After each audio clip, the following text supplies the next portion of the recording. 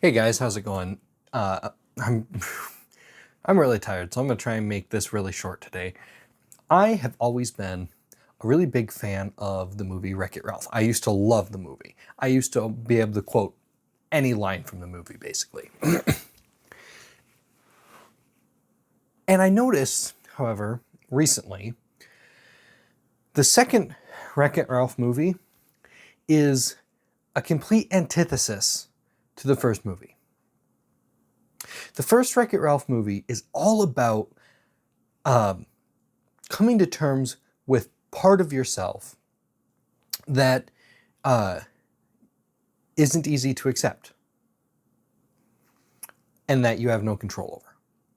See, Ralph is a bad guy and he's treated poorly by everybody around him.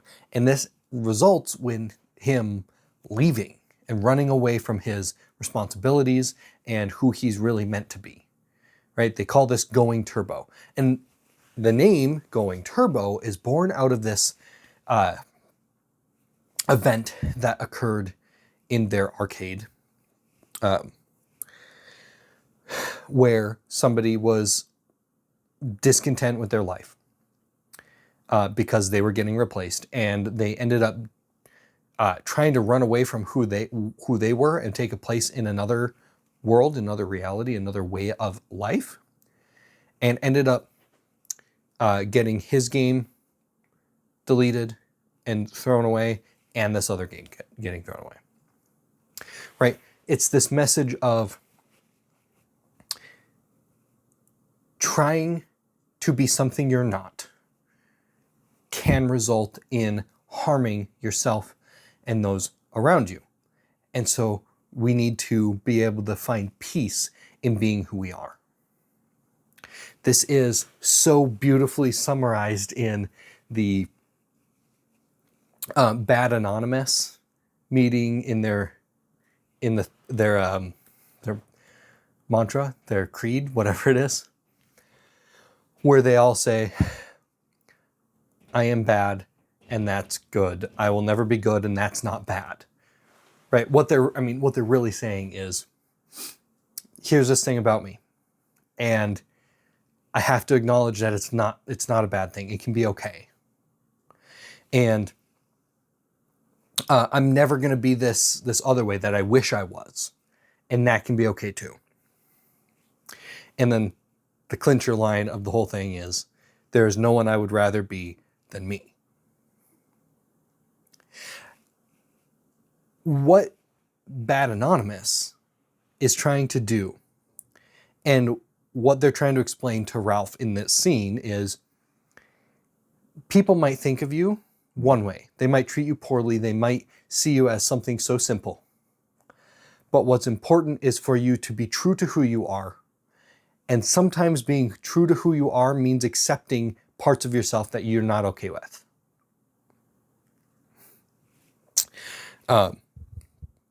As Zangief says, just because you're a bad guy doesn't mean you're a bad guy. And throughout the movie, Ralph realizes the truth in this. He realizes that he really doesn't want to be someone else. He really does want to be himself. And he wants to be loved for being who he is.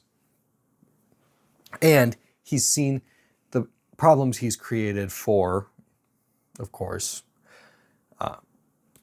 other people in trying not to be who he is. Okay. Summary, that's the whole summary of Wreck-It Ralph. Wreck-It Ralph 2. Now, there's a couple different plot lines in Wreck-It Ralph 2. The main plot line is, of course, Ralph's insecurity with Vanellope wanting to leave. Right? He has a good close friend and she wants to make this big change. That's the main plot.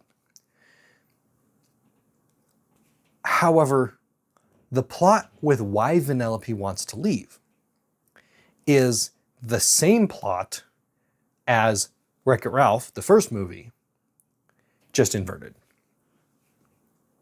She's unsatisfied with where she is in life. She feels like she's meant for so much more, or a world that's just not like the one she's living in. And then she ends up finding another game that she likes, and then she just leaves her game and joins this other game. That is literally, in the first movie, that is literally going turbo. It is quite explicitly the problem in the first movie, and the thing that Ralph has to learn how to live with. And in this movie, instead of that being a problem, we're meant to think, oh, it's okay. And what they say in the movie is, when she joins this other game, oh, they just code her into the game and there, it's fine. Right? Like, it takes the whole plot of the first movie and kind of throws it out the window. It's saying like, okay, here's Vanellope. She's unhappy with her life and who she is, and she's just going to uproot herself, leave, and she can be somebody else, and it's totally fine.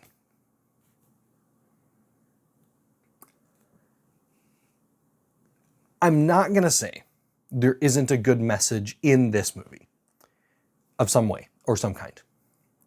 However, that is quite literally the antithesis, the absolute rebuttal to Ralph's predicament in the first movie. Now, almost 7 minutes into this video, and now I'm going to tie it into what I actually want to talk about. And that is the Catholic perspective on a lot of modern progressive movements, particularly like LGBT movements, emphasis on the T, gender issues, being transgender or queer gender or whatever it is. The Catholic perspective is like Wreck-It Ralph 1. And the perspective that's often pushed by other people or by the progressive left majorly, or members of the LGBT community majorly, is like Wreck-It Ralph 2. The Catholic Church wants to emphasize that there are things about ourselves that we can't change and that we should learn to be able to live with and be happy with because it's not in our power. It's not in our control. And that is true. That is absolutely true. There are things that we can't change and we should learn to be at peace with. Now, on the other hand, like I said, I'm not totally against everything in Wreck-It Ralph 2.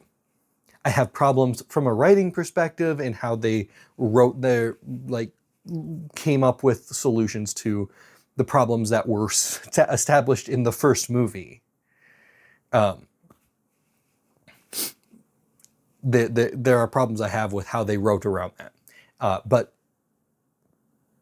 what I mean to say in this is that going so far as they do in the second movie, that it's totally okay for Vanellope to want to be somebody else in a game that's not hers, in a world that's not hers, is not always the right solution or the right way to do things. The first movie is pointing that out. The first movie, and this is what the Catholic Church wants to emphasize in her teaching, especially in the face of modern gender theory, is that we have to recognize there are things about ourselves that we don't have control over, that we can't change.